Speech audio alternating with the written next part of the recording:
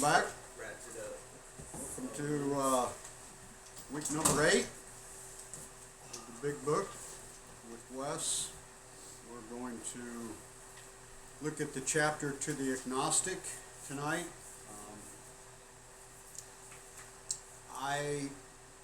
Kyle and I were talking before the meeting, about this chapter, and he expressed that it's one of his favorite chapters. For me, it's one of my least favorite chapters because I never had a challenge with the idea of God. I've always had a belief in, or I've always felt okay with the idea of a God, of my understanding. So that understanding has changed significantly for me over the years in recovery, in and out of recovery. So it's a little hard. This chapter is a little harder for me to go through. But at any rate, we'll start with chapter 4, chapter to the Agnostic, on page 44, and we'll get underway. It says, we agnostics, in the preceding chapters, you have learned something of alcoholism. We hope we have made clear the distinction between the alcoholic and the non-alcoholic. You guys kind of feel like you have an idea of the distinction between the alcoholic and the non-alcoholic? Yes. Okay. If when you honestly want to, you find you cannot quit entirely, or if when drinking, you have little control over the amounts you take, you are probably alcoholic. I think that's the best description there is right there. At least from the standpoint of the physical allergy to alcohol, right? Okay. Doesn't really speak to the spiritual and mental. Well, I guess that does kind of include the mental, because if you make a decision you can't stick with it, I guess that's a mental problem as well. But at any rate, so if that be the case, you may be suffering from an illness which only a spiritual experience will conquer. So you feel like you've got an understanding now too of the idea of a spiritual experience, that it's not necessarily a convergence experience or a religious experience, right? What do you gather from what we've read and what we've kind of deciphered over the last few weeks? What would you indicate would be a spiritual experience? What would be signs? Let's put it that way. What would be a sign of a spiritual experience? I got a little story. For Mother's Day, I gave my ex a Mother's Day card, and she started crying instantly and said that I never in my life would see the day that you've come around. She said you don't seem bitter no more. You handle your responsibilities with your daughter. I mean, and for me that was a spiritual experience. Okay, so other people's experience of you is significantly different. Yeah. What else would be indications of a spiritual experience, or a measurement, something you could measure and say?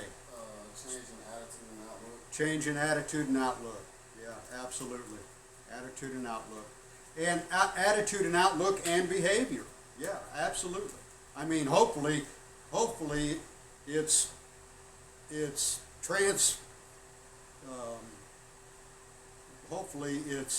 manifested as a different experience or a different way of handling life, right? So, all right. Anything else? Anybody else? Okay, it's all right. It's cool.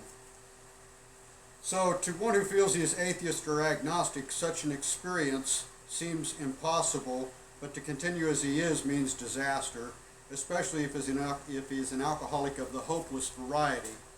To be doomed in alcoholic death or to live on spiritual basis are not always alternatives to face.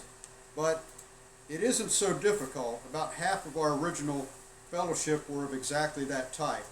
At first, some of us tried to avoid the issue, hoping against hope that we were not true alcoholics. But after a while, we had to face the fact that we must find a spiritual basis of life or else. Perhaps it is going to be that way with you.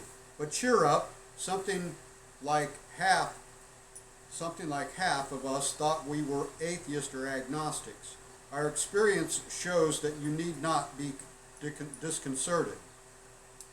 If a mere code of morals or a better philosophy of life were sufficient to overcome alcoholism, many of us would have recovered long ago. But we found that such codes and philosophies did not save us, no matter how much we tried. We could wish to be moral, we could wish to be philosophically comforted. In fact, we could will these things with all our might, but the needed power wasn't there. Our human resources, as marshaled by the will, were not sufficient. They failed utterly. Lack of power, that was our dilemma. We had to find a power by which we could live, and it had to be a power greater than ourselves. Obviously. But where and how were we going to find this power? Well, that's exactly what this book is about. Its main object is to enable you to find a power greater than yourself which will solve your problem. That's a pretty tall order, isn't it? Solve your problem.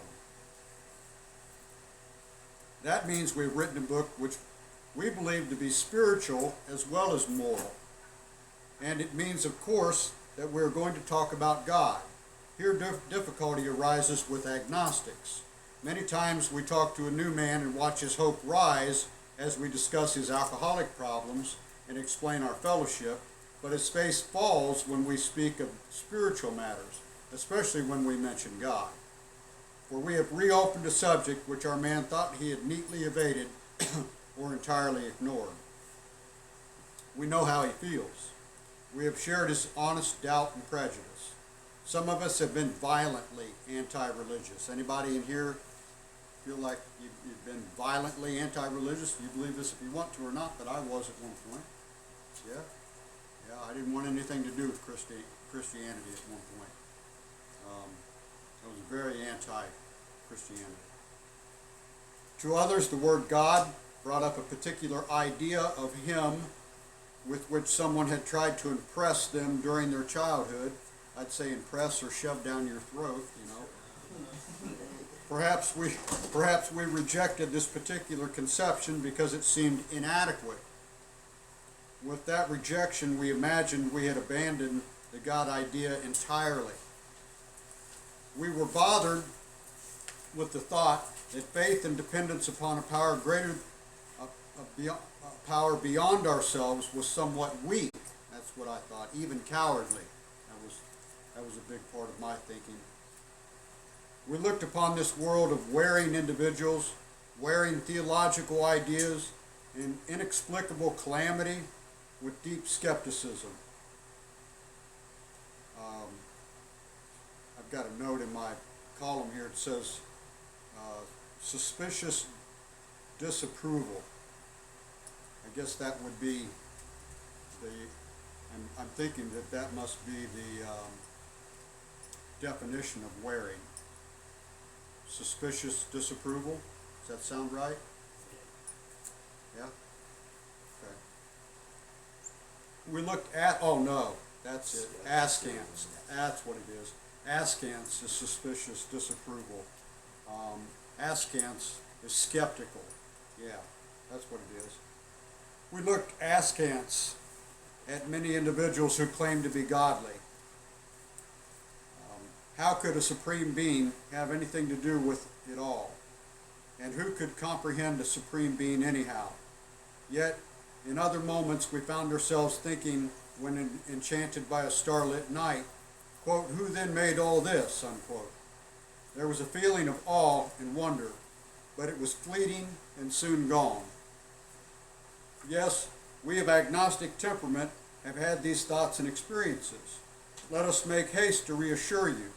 We found that as soon as we were able to lay aside prejudice and express even a willingness to believe in a power greater than ourselves, we commenced to get results, even though it was impossible for any of us to fully define or comprehend that power which is God. Much to our relief, we discovered we did not need to consider another's conception of God. Our own conception, however inadequate, was sufficient to make the approach and to effect a contact with Him. Him, that's a pretty personal term, isn't it? Huh? As soon as we admitted the possible existence of a creative intelligence, a spirit of the universe, underlying the totality of things, we began to be possessed of a new sense of power and direction, provided we took other simple steps. We found that God does not make too hard of terms with those who seek him. To us, the realm of spirit is broad, roomy, all-inclusive, never exclusive or forbidding to those who earnestly seek.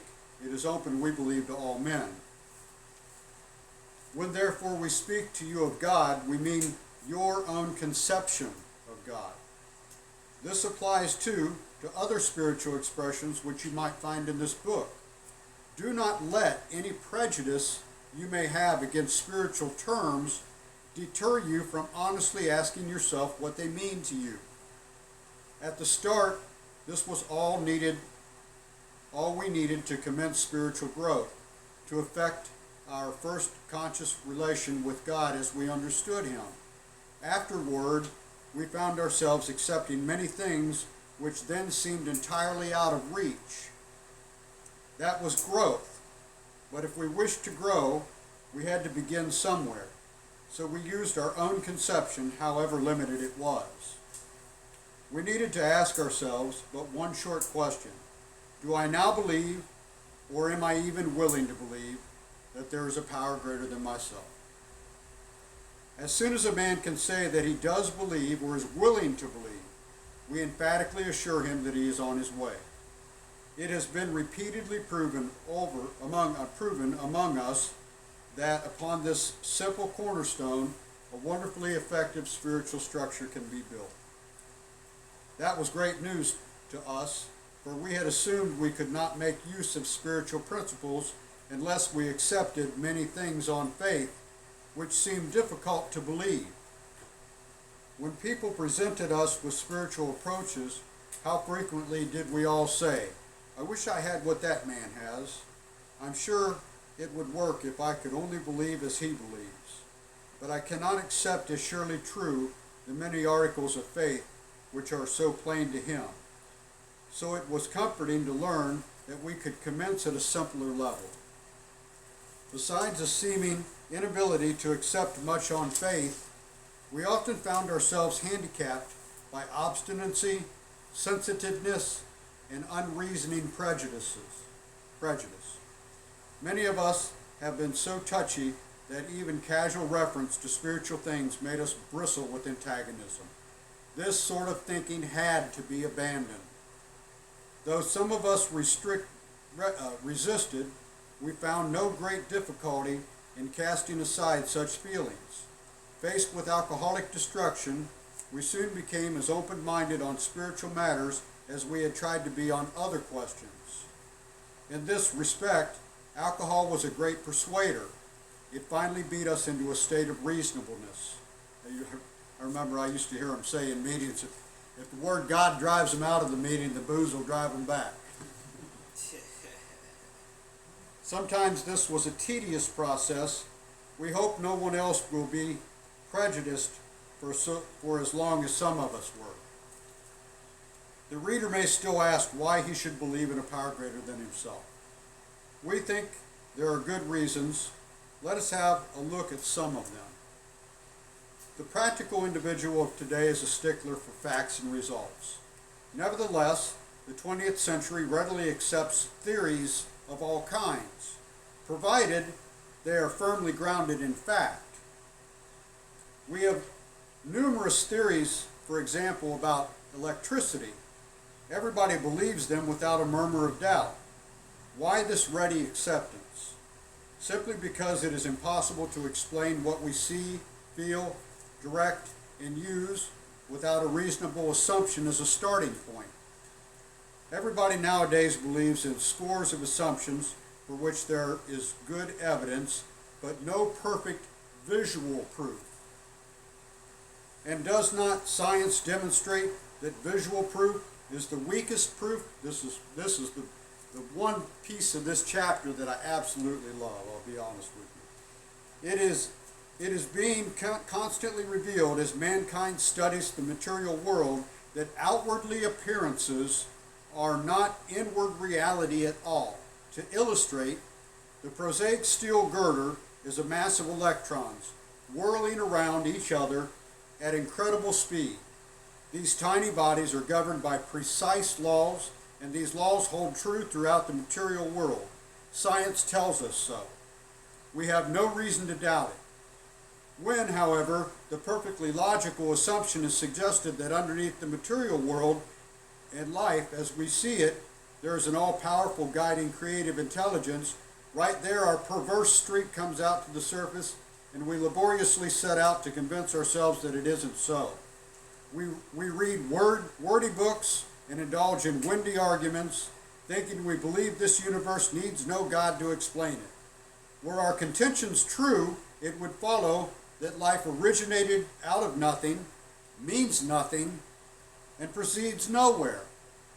Instead of regarding ourselves as intelligent agents, spearheads of God's ever advancing creation, we agnostics and atheists chose to believe that our human intelligence was the last word, the Alpha and the Omega, the beginning and the end. Rather vain of us, wasn't it? We who have traveled this dubious path beg you to lay aside prejudice, even against organized religion.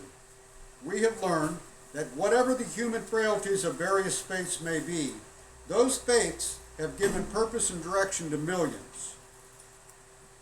People of faith have a logical idea of what life is all about.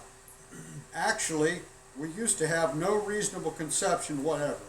We used to amuse ourselves by cynically dissecting spiritual beliefs and practices when we might have observed that many spiritually minded persons of all races, colors, and creeds were demonstrating a degree of stability, happiness, and usefulness which we should have sought ourselves. Instead, we looked at the human defects of these people and sometimes used their shortcomings as a basis of wholesale condemnation.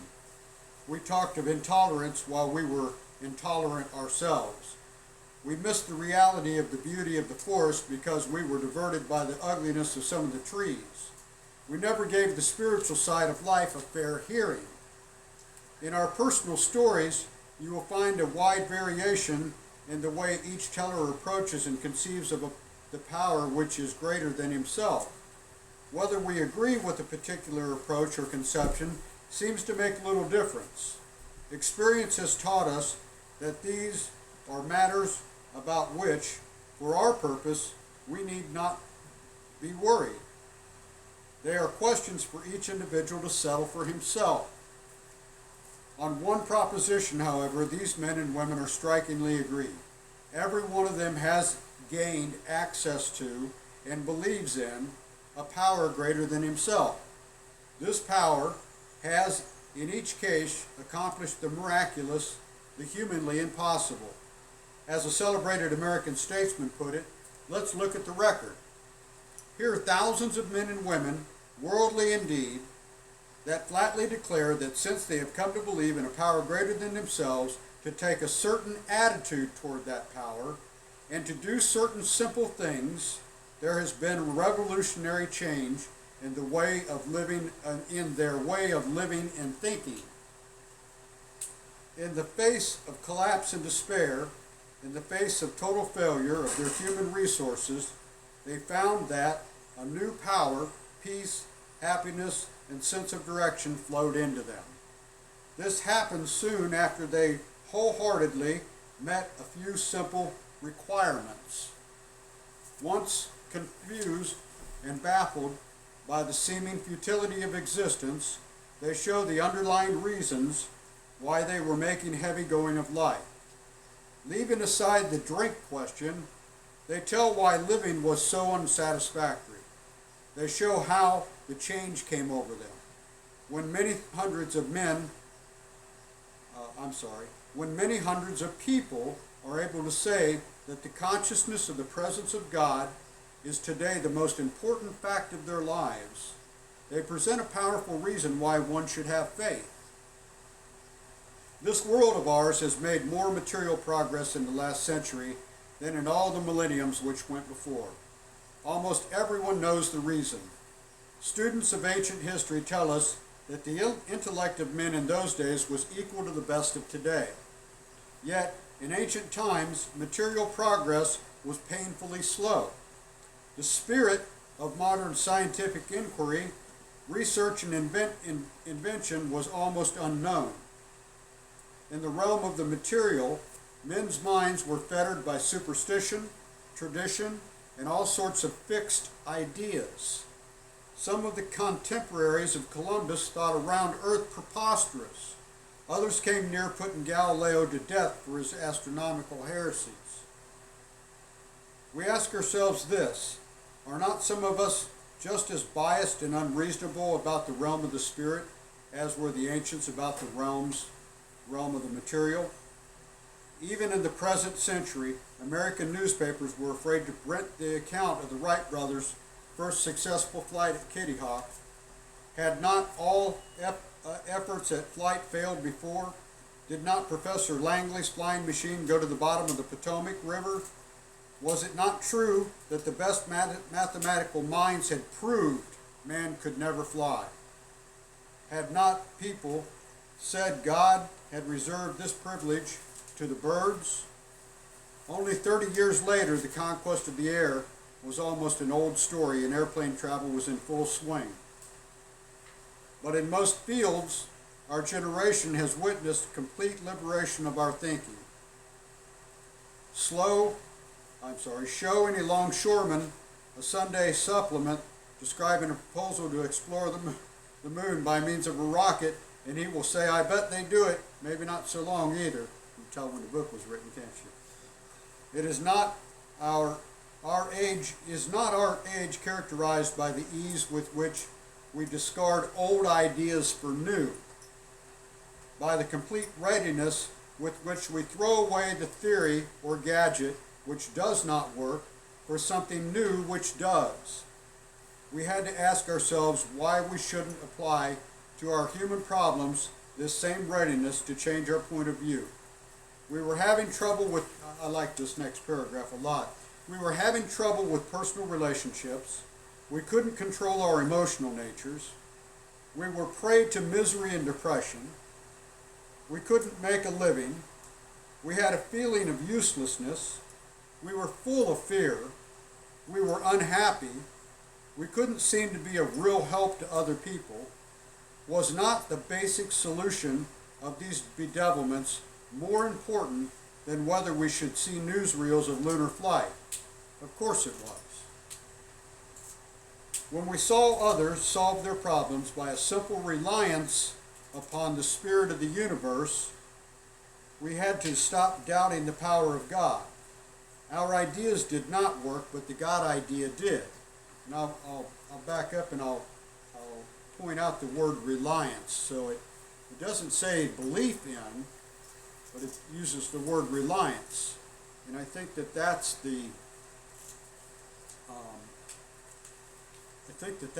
target behind the third step in coming to believe. Go ahead. Ivan once said to me, he said, you stick around long enough, you'll quit looking for and praying for miracles, and you'll start relying on them to happen. It's a pretty powerful statement to me. Nice. That's true. That's true.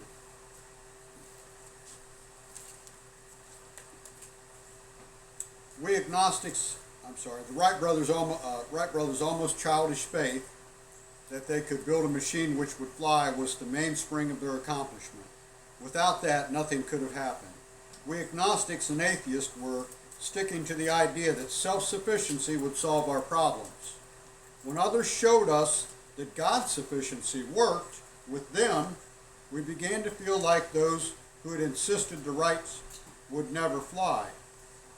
Logic is great stuff. We liked it. We still like it. It is not by chance that we were given the power to reason, to examine the evidence of our senses, and to draw conclusions. That is one of man's magnificent attributes. We, agnostically inclined, would not feel satisfied with a proposal which does not lend itself to reasonable approach and interpretation.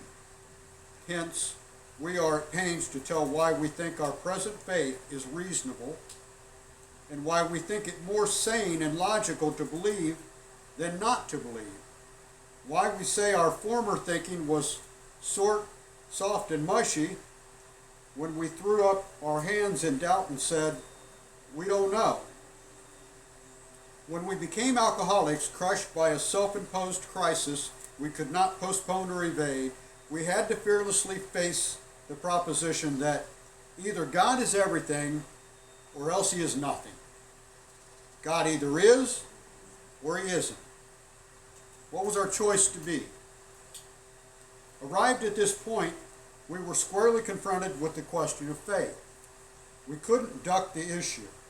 Some of us had already walked far over the bridge of reason toward the desired shore of faith. The outlines and the promise of the new land had brought luster to tired eyes and fresh courage to flagging spirits. Friendly hands had stretched out in welcome. We were grateful that reason had brought us so far, but somehow we couldn't quite step ashore. Perhaps we had been leaning too heavily on reason that last mile, and we did not like to lose our support. That was natural. But let us think a little more closely. Without knowing it, we had not been brought to where we stood by a certain, had we not been brought to a certain kind of faith, to where we stood by a certain kind of faith, forgive me. For did we not believe in our own reasoning? Did we not have confidence in our own ability to think?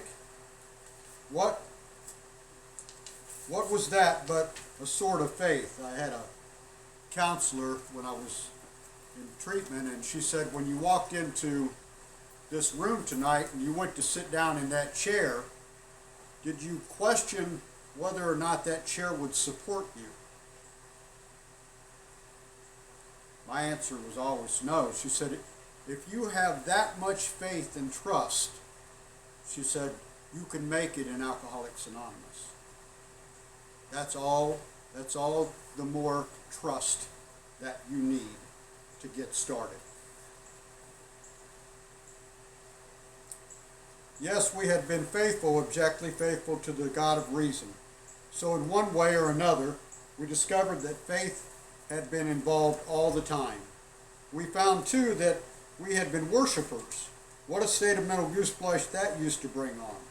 Had we not variously worshiped people, sentiment, things, money, ourselves?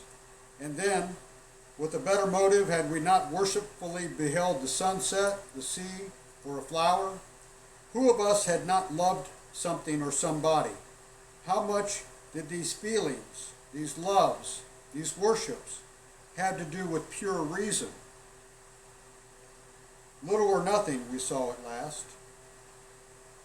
Were not these things the tissue out of which our lives were constructed?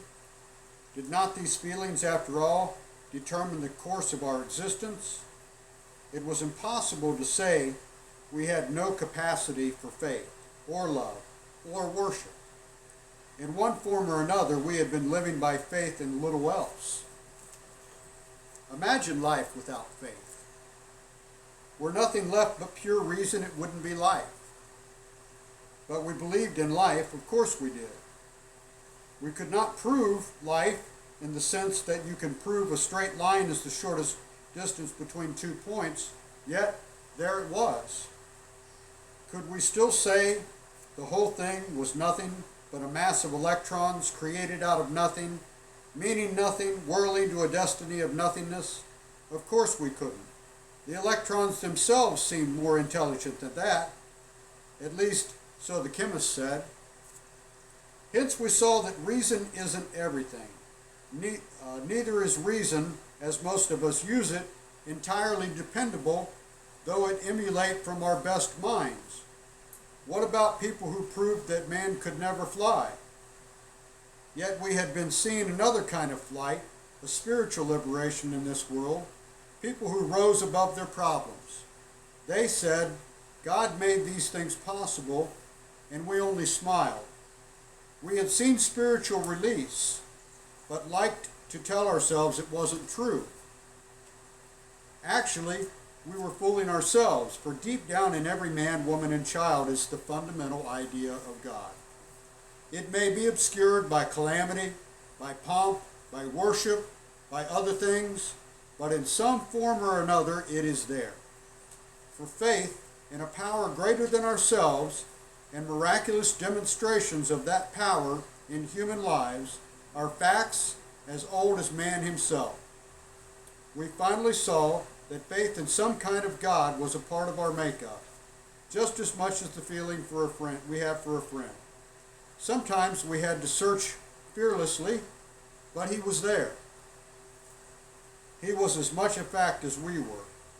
We found the great reality deep down within us. In the last analysis, it is only there that he may be found. It was so with us. We can only clear the ground a bit if our testimony helps sweep away prejudice, enables you to think honestly, encourages you to search diligently within yourself. Then, if you wish, you can join us on that broad highway. With this attitude, you cannot fail.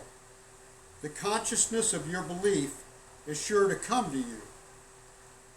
In this book, you will read the experience of a man who thought he was an atheist. His story is so interesting that some of us should be told now. His change of heart was dramatic, convincing, and moving. Our friend was a minister's son.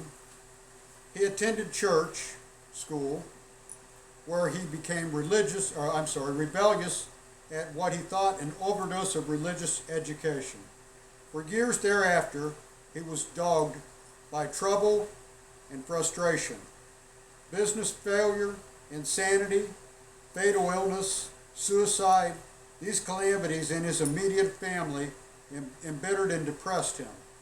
Post-war disillusionment, ever more serious alcoholism, impending mental and physical collapse brought him to the point of self-destruction.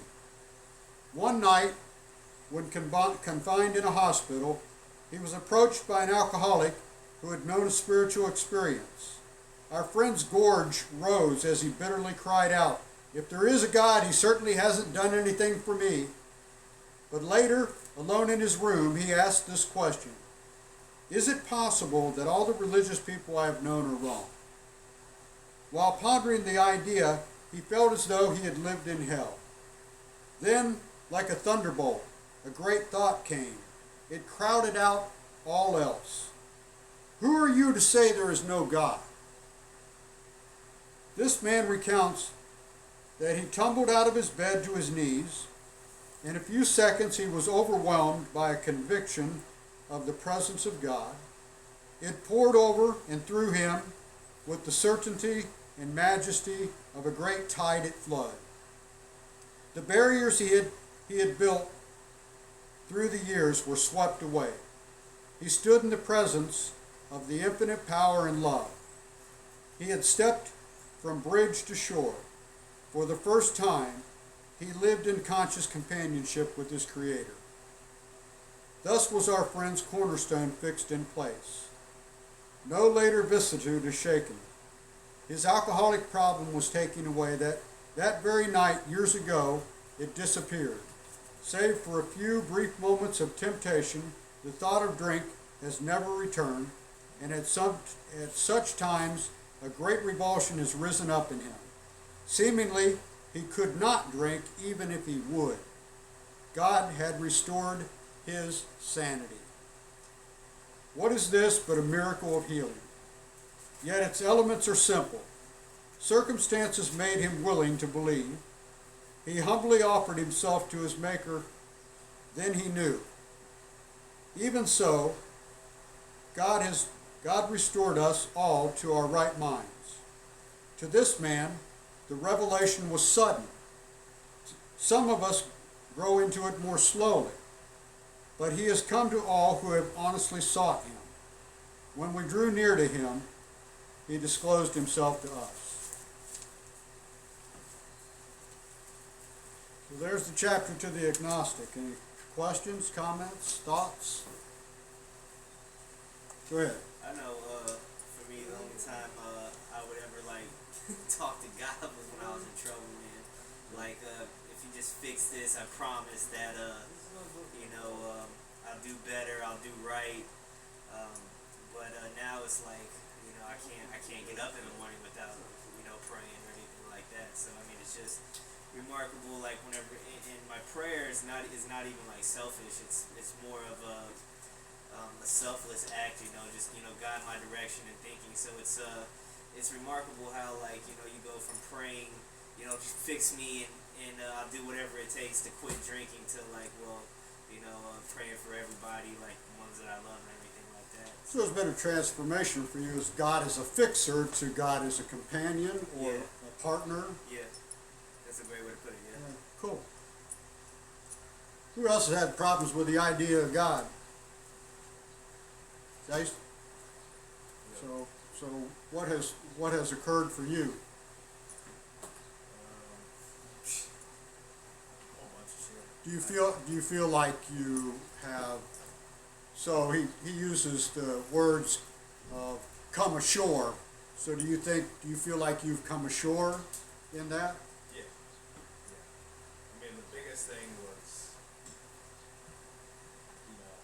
I grew up Catholic, so that was always my idea of the God that everybody talked about. And I didn't want any part of it. And, yeah, it was really just the first time that I kind of started to, figure out that, like, this might work was when I was reading Bill's story and the meeting with Eddie and the whole you choose your own conception of God. And I was like, alright, that works for me. So that made the difference for you. Yeah. So it wasn't that you were so indifferent to the idea of God, but it was Right. indifferent to the idea or uncomfortable with the idea of the conception of a God that was shoved down your throat, so to speak, Yeah. in the beginning. Yeah. So do you feel like you have a personal relationship with God through the steps now? That you call upon God, not just because you're in trouble, but that's a big part of my life. I mean, whenever I'm stressed, whenever I don't know what to do, I'm confused, I'm anxious, I'm angry, I go to God. That's what the third step in action means to me, is that from this day forward, whenever I don't know what to do or I'm confused, I'm fearful, I'm afraid, I'm angry, I'm going to go to God first. And then go up to the reason department, I'm going to ask for help. So, cool. What about you, Nate? Thoughts? The only time I ever thought God was real is when I thought I was dying. So, have you considered yourself atheist, agnostic? Have you? Yeah, so I always conceived it as there's a bunch of questions we can't answer, and this is our best answer we got is God. And I was always more comfortable with saying that we just don't know. But in terms of what it means, I went towards more of, you had said, an anxiety is like, it's not that I don't have faith in things. It actually goes back to this chapter. Anxiety is the faith that things are going to go wrong. The belief, right. The belief that things are going to go Sure. wrong. So if I've got an anxiety disorder that I've been treating with drugs and alcohol, what in the hell? I mean, the opposite direction is having faith that things are going to go right. And the only real way, or like one of the better, they've got ways laid out in this book for how to build that type of mindset in referencing God. Just having faith that things will be taken care of. So do you allow for the possibility now that there could be something in a realm somewhere that can change circumstances or change your heart or change the direction of something that's outside of you? Sort of. It's complicated. I think that just whether or not the thing is there, just me believing in it, my life goes better and I get out of my own way. So the evidence, so what you're It's sort reporting of then the is, belief and the attitude you get from the belief is so great it doesn't matter whether or not there's something there. okay, I like that. So I don't need it to be proven so much as if I can give faith to it or credence to it, it helps my outlook.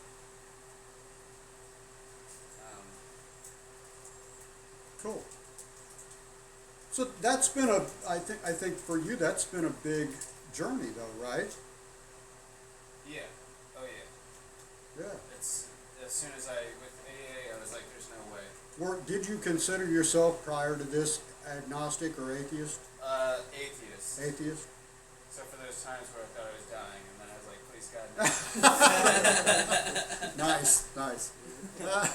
So what do you consider yourself today, or is the jury still out? So I probably got moved from atheist to agnostic. I can't tell you what is and it is not true, but I can tell you what is working for me in terms of staying sober and having a better attitude. So do you think that's as a result of the steps? It also is a result of pain too, like Okay. getting away, trying to do it my way, or so yeah, is it a result of the steps? Nice. Nice. I would think it's a result. It's like the whole package. It's Right. being in sober living. It's working with a sponsor. It's going through the steps. It's being open-minded with the perspective of this could all be fake, and if it keeps me sober, I don't care because when I'm using or what it takes me to is so incredibly painful and next to death. This is what it takes to keep me alive. I don't need it to be absolute. Right. Nice. Anybody else got any thoughts? I've never like been like atheist or agnostic, but like I know for 100% fact, like when I was in the streets, I wasn't like seeking God or anything. Like, I put myself in a position to like just like conform to evil, basically, I guess. But it wasn't until like I was like at wit's end, like you know, at one point, like right before I got sober, my gallbladder collapsed. Like I was having liver failure. I was peeing out blood, and I had a bunch of issues. Like I ended up making it through that, and I was like, damn, I'm here for a reason. Like there has been God keeping me here for a reason. So, like you know, and that's when I kind of got back on track with the whole God thing. But I've always believed in God, though. But it's kind of a little harder to try to work in partnership with a higher power when you're out there drinking and using it. Yeah. But that was like the leading thing that made me want to see God. You know. So Kyle, you said it before the meeting, you said that this was one of your favorite chapters, so talk to me about that. Why is that? I think the first couple pages are very blunt in what they present, like the first paragraph. What an alcoholic is, a way to identify, being Alcoholism. an alcoholic. Right. And then identified the problem with that statement that lack of power was our dilemma. Mm-hmm. It's something that I refer to a lot. And it's just that, and that admittance is such a far cry from where I used to be. Like, at one point, like I said, I've never had a problem with the idea of God, but at one point, like, I denounced God. Like, I don't need you, and like, I made this declaration in my life, and that coupled with a bunch of the substances I was using, like, I developed a very severe God complex. Got beaten into a state of reasonableness, and I don't know, I really subscribe to like what the kind of a concept that Nate brought up, and just my belief in it. Like I told you with my grandma, I look at her life and her attitude, and like she's religious, but she's a believer, and she just has this enlightened outlook on life, and she's very faithful, and I just see the peace that's in her. I don't necessarily need to know what God is. Some days I think I do, some days I think I don't, but that doesn't matter. I think just the belief in it is where the power comes from. And something that you actually shared at a meeting one day, talking about how there's already something here in AA. There's a network here, there's a power here, and my job is to plug into that. And that's where I get my power from. So accepting that statement, that lack of power was my dilemma, allowed me to see a solution in AA, in the steps, and in the belief of a higher power. So it's just I love the way the chapter's laid out. I think it's great, a great way, a great stepping stone for people that are atheists and agnostic. Definitely gives some good reason in there, but it's just got some very powerful statements in it too that resonate with me. Speaking of that, the one reference that it makes about to the prosaic steel girder, and so it says that, when we look at a steel girder, we think it's solid, and science tells us that it's not, right? So how that helps me, or has helped me significantly in my life, is that I use that when a situation occurs in my life. Let's say you get a letter in the mail, right? It's bad news. It means the loss of money, the loss of position, something's gone terribly wrong, right? Well, an hour before you opened that letter, that condition was still the same. The only thing that changed was my awareness of it, okay? And here's the other piece. How I'll try to tie that together. I was sober 5 years. I was just due to get my license back, so I was clearing some things up in Indiana and Kentucky, and I had to pay a reinstatement fee, I thought, in Kentucky. So I called them, and they said, "Oh no," they said you had a DUI here. It was it was like 6 years or 7 years before that. They said, "But you needed to complete a DUI school." So here I'd waited 5 years to get my license back, only to find out that now I was going to have to complete a DUI school. Okay, so things look terrible. I'm 5 years sober. I'm doing all the right things. I'm looking forward to this day. I'm going to get my license. I'm finally going to be off of sanctions with the state of Florida. I'm going to get my license back. Everything's, and bam, the whole world changed. But what changed? The only thing that changed was my awareness of it. And I'm going to tell you, this is how I use that idea that things aren't always as they appear. Just like the steel girder isn't solid, things aren't always as they appear. So a week goes by, and I call down to Kentucky, and they tell me, they give me the names of the schools where I can go do. I'm 5 years sober, and I got to go to DUI school. Okay, and so they give me the names of these schools, and so I call back because I lost the list of names about a week later, and this lady answers she's the Motor Vehicles Bureau in Kentucky, and she says, "Well, when was this suspension, and when was this charge, and when was that?" And I said, "Well, it was such and such date." And she said, "Well, Mr. Liebert," she said, "that was 4 years, 11 months, and 25 days ago." She said, "If you'll wait another 5 days," she said, "in the state of Kentucky, after 5 years, everything falls off of your license." See?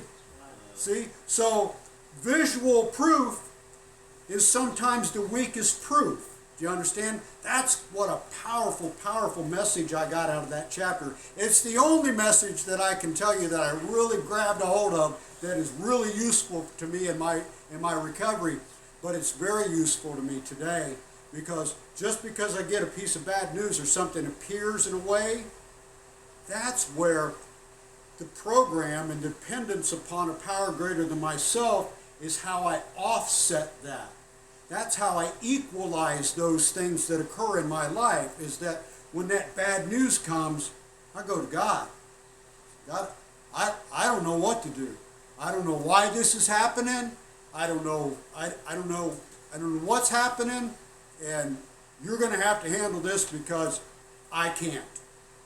And that's how reliance upon a power. And then what happens? I make a second phone call because I lost the phone numbers, and everything gets cleared up, right? See? And so you can say, well, that's just coincidence, Wes. It was going to happen anyways. Well, I don't choose to view it that way. I've had too many occurrences in my life where something interceded. And I can bring a lot of those experiences to you if you ever want to sit down and share those stories. I call it, they say, what is it? Miracles or coincidences or minor miracles in which God chooses to remain anonymous. I like that. Well, that's all we're going to do tonight. We're going to stop there. Next week we'll pick back up with how it works, and things will start moving a little faster. We'll go through chapter 5 next week and go through a few steps. So, that's all I got. Thank you, guys. Thank you all. Good night.